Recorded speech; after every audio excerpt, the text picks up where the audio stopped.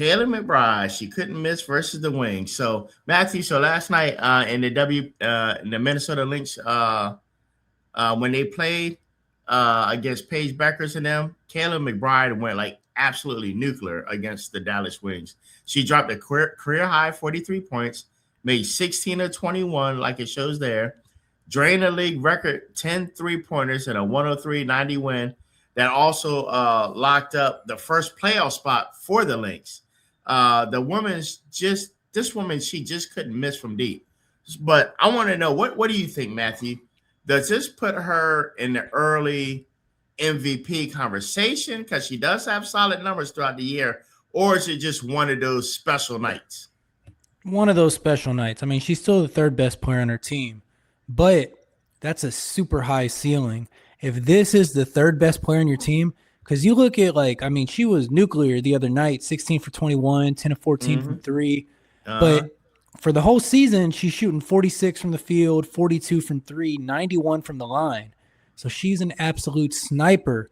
So you pair it with Miles, you pair it with Collier, and then, you have her as your third best player, someone that could randomly give you 43 on any given night.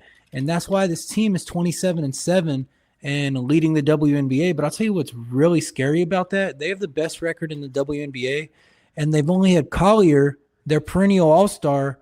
They've only had Collier for 7 games. Yeah, like what, 3 weeks maybe? Or 2 weeks. 2 weeks. They've been without her for most of the year, but she's come back red hot. Yep. You always wonder with players, especially a player of Nafisa Collier's stature, okay, are you going to be able to come back at that MVP level? She's been top 5 in MVP voting the last 3 years before this year, and I think it's kind of been the consensus that she's second best player. I think people think Asia Wilson. Then I think she comes on. I think it's Collier before Breanna Stewart.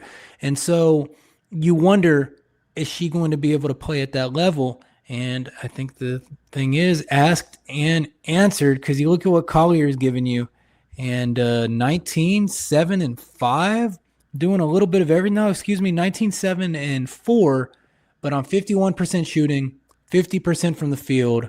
So, really you're just locked and loaded. And you look at the shooting with Collier, Williams, Miles, and McBride, all of them shooting 37% from 3 or higher. That's crazy. Snipers, just total snipers.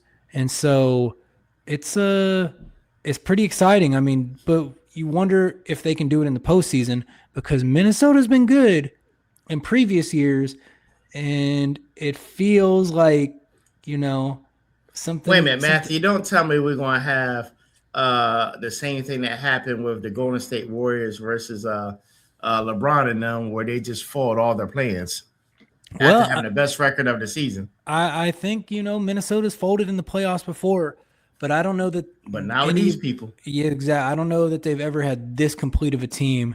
And you look at that shooting, but you worry a little with, them taking that many 3-pointers a game, because you remember the Rockets a few years ago with Harden and them. Anybody can go cold from 3.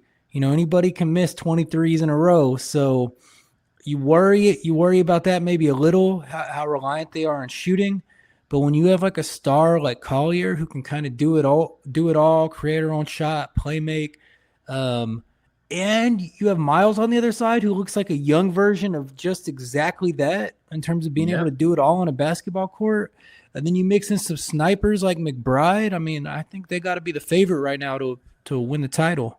Yep. Look how they stack up, right? So you talk about Nafisa and Olivia, right? But let's look at Bride and Miles, right? So Miles is a more complete two-way initiator right now. She has higher points, plus assists, plus rebounds, better overall efficiency, right? But McBride is specialized floor spacer and a secondary scorer who can explode for big nights from deep. But together, they're like a nightmare pairing. Miles runs the show, creates, while McBride spaces the floor, punishes the defense that overhelp.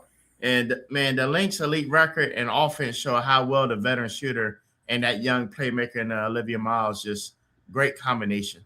Man, I'm just looking at the shooting splits for the top 4 players on the team, McBride, Miles, Williams, and Collier. And Mm-hmm. every single one of them is shooting at least 46% from the field, at least 37% from three, and at least 81% from the free throw line. I mean, they are scorching hot from the field. And man, that's amazing. I don't know that. I mean, historically, you just don't see those kind of shooting numbers in the WNBA. I mean, it's kind of been a journey to get to where we are here, and we're kind of seeing like a shooting revolution. And when you have a team of just 4 snipers out there, I mean, that's super exciting. So I'm definitely going to start marking my calendar to start watching some more Minnesota Lynx